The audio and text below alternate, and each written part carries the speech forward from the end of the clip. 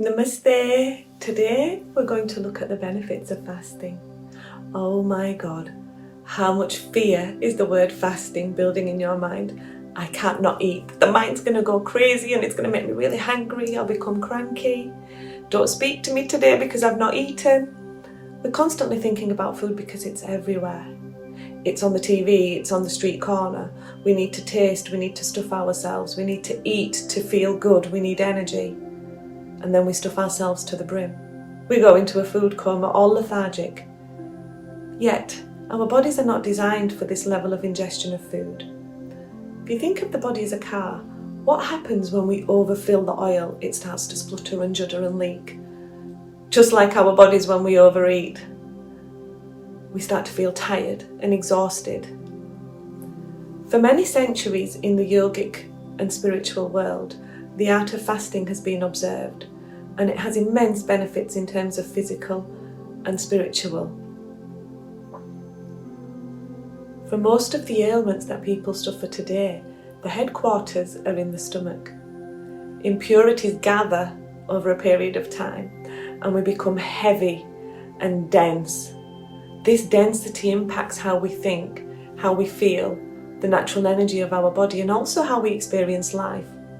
And we need to renegotiate our relationship with food so it's not so driven by emotion when we eat and how it makes us feel. When we're feeling sad, we reach for the biscuit tin. When it's low energy, we want sugar and food to make us feel more energetic. When we're happy, we want to eat cake.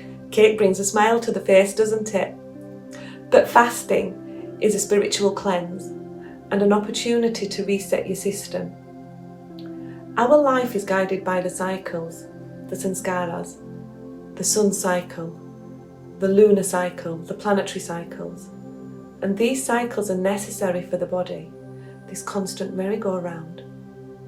When you're tuned into your body and its cycles, you will find that on certain days it doesn't want to eat. Yet our mind bypasses this as we start to look externally. We don't observe our inner system. We've forgotten to cleanse ourselves. Because on that day, you've been invited to a friend's party. You're not hungry, but what do? We smell food. We see the food. People are talking about the food. We hear about the food. Our eyes become bigger than the belly. And then we divulge in the glory of the food, stuffing ourselves to the brim, and then not being able to move.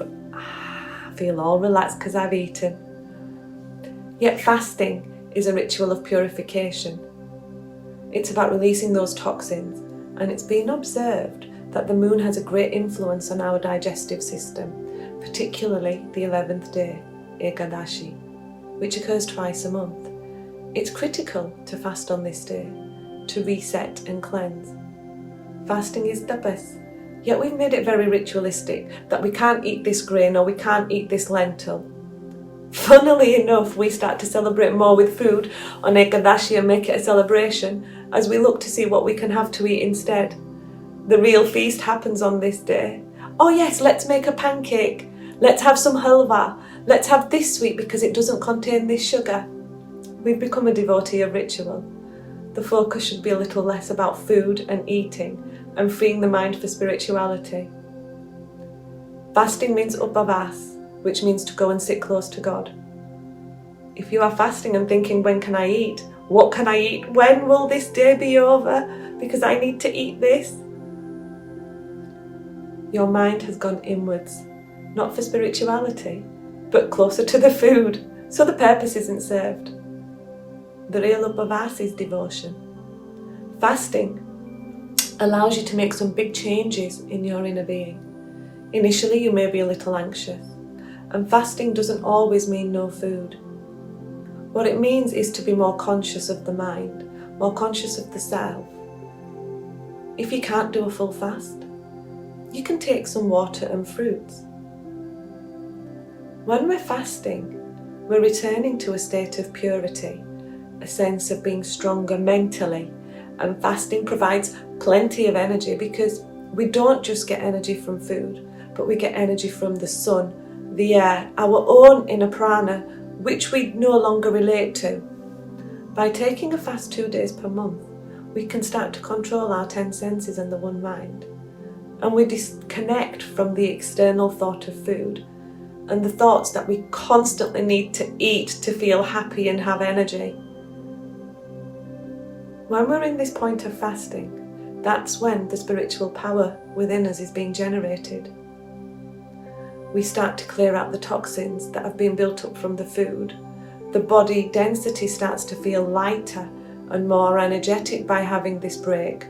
And following the mandala of our body and the lunar cycle, we begin to really realign and balance our system. It's an opportunity to reset.